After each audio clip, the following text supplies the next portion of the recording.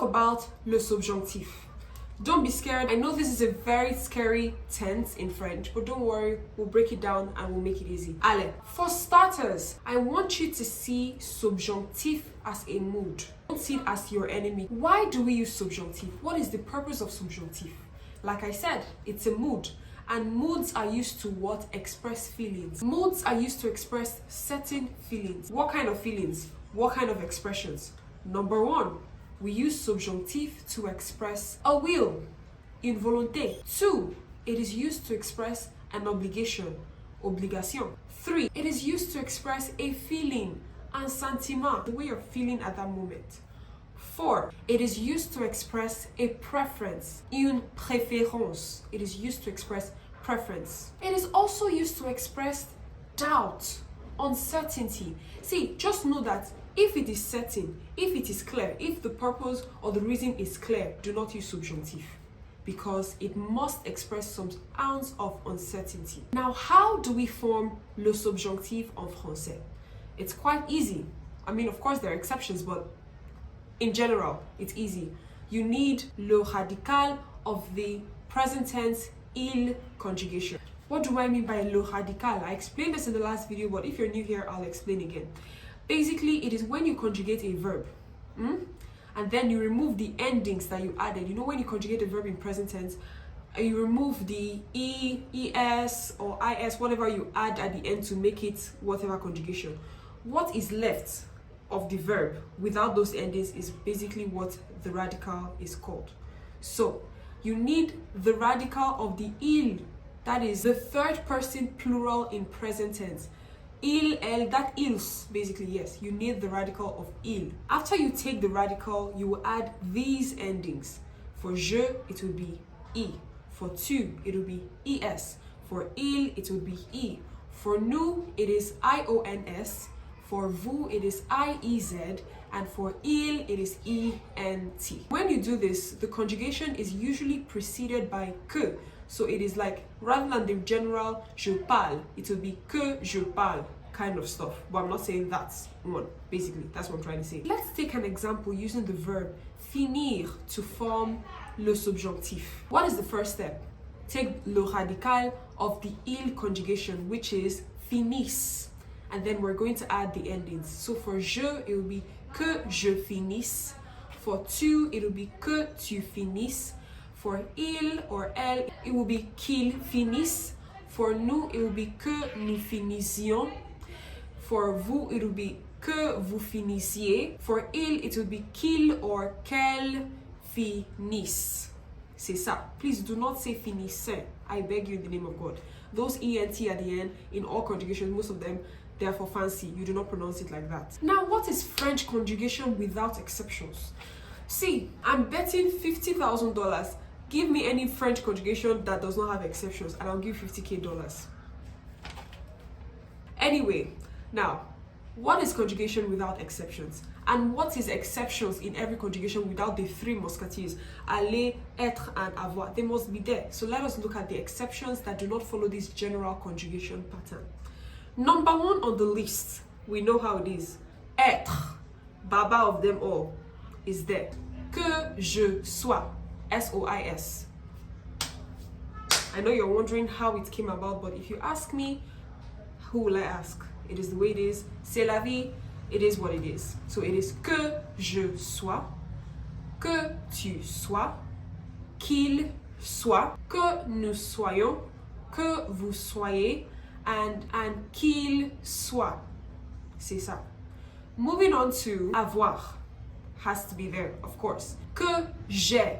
Not j'ai, que j'ai. That is the pronunciation, j'ai, because of the E at the end. Que tu es, qu'il or qu'elle est. Que nous ayons, que vous ayez, and then qu'ils ou qu'elles aient. Comme ça. Aller has to be there. Que j'aille, que tu ailles, qu'il or qu'elle aille. Que nous allions, que vous alliez, and qu'il or qu'elles aillent. Faire, to do. Faire has to be there. So it is que je fasse, que tu fasses, qu'il or qu'elle fasse, que nous fassions, que vous fassiez, and qu'il or qu'elle fasse. Not fassent or fassant, fasse. Next on the list is venir. So it is que je vienne, que tu viennes, qu'il or qu'elle vienne, que nous venions, que vous veniez, and qu'il or qu'elle vienne. Next up on the list is savoir. Que je sache, que tu saches, qu'il or qu'elle sache, que nous sachions, que vous sachiez, and then qu'il sache. And the last on our list on the exceptions is pouvoir, can. So it is que je puisse, que tu puisses, qu'il or qu'elle puisse, que nous puissions, que vous puissiez, and qu'il or qu'elle puisse. Now that is that for the conjugation and its exceptions. Memorize it. There's no other advice, just memorize it. Moving on to why and when we use subjunctive. I already stated in the beginning of this video that subjunctive is a mood. Take that. And I stated the several reasons why we use subjunctive: to express a will, to express a feeling, which is sentiment, to express obligation, une obligation, to express doubt. So let's look at that and take some examples. Starting off with volonté, to express a will. Oftentimes we use verbs like vouloir, which is to want, demander, which is to ask for, avoir besoin, but this time avoir besoin que and not de. Now, I want you to take note of something very important. You should know this about subjunctive. There has to be an object. The sentence must not be all about you. You cannot use subjunctive on something like I brush my teeth. No, there has to be someone else in the picture, something else in the picture. Take note of that. And let's take an example on how we express a will. Je veux que tu sois avec moi. Sois is from where? Être. Je veux. It is a will. It is something you want. Okay? Je veux que tu sois avec moi. I want you to be with me. Another example using the verb demander is je demande que tu viennes. I'm asking you to come. Do not say je demande que tu viennes. Please, je demande que tu viennes, using subjunctif. That is that for volonté. Moving on to une préférence, preference. Verbs like aimer, désirer, adorer, détester, préférer, avoir envie que, and not de this time. Avoir envie que. That is to have need for, desire for. These are the ones that fall under préférence. And let's take an example. Je préfère que tu fasses tes devoirs avant de manger. What does that mean? I prefer that you do your homework before eating. You're expressing your preference. Now, the person that you're telling could decide, oh, me, I prefer to eat before doing my homework. That is the other person's preference, and they will still use what? Subjunctive. Now, moving on to sentiment, which is feeling, expressing feeling. We have verbs like souhaiter, to wish, regretter, to regret, avoir peur, to be afraid, craindre, to be frightened, and so on and so forth. Plus que are under what? Sentiment. And again, take note, the subject should be different. There should be someone else in the picture, not only you. Now, what is the structure for this one? Sujet 1 plus expression de sentiment plus que plus sujet 2 plus verbe au subjonctif. Par exemple, je regrette que tu sois malade. I regret, I feel regret, c'est feeling of regret. Do not say je regrette que tu es malade. No. Que tu sois malade. That is the correct sentence structure. People on street French could say que tu es. I guess the person will understand what you're saying, but it is not the right way to say it. We can also use subjunctive to express possibility. Pour exprimer la possibilité. That again is also expressing doubt. You're saying it is possible that something could happen, but you're not what? You're not sure. There is no certainty. So subjunctive comes into play here. Par exemple, il est possible qu'il vienne demain. You're not sure. It's possible that he could come tomorrow. Subjunctif. It is also used to express uncertainty, l'incertitude, or l'impossibilité, which is impossibility.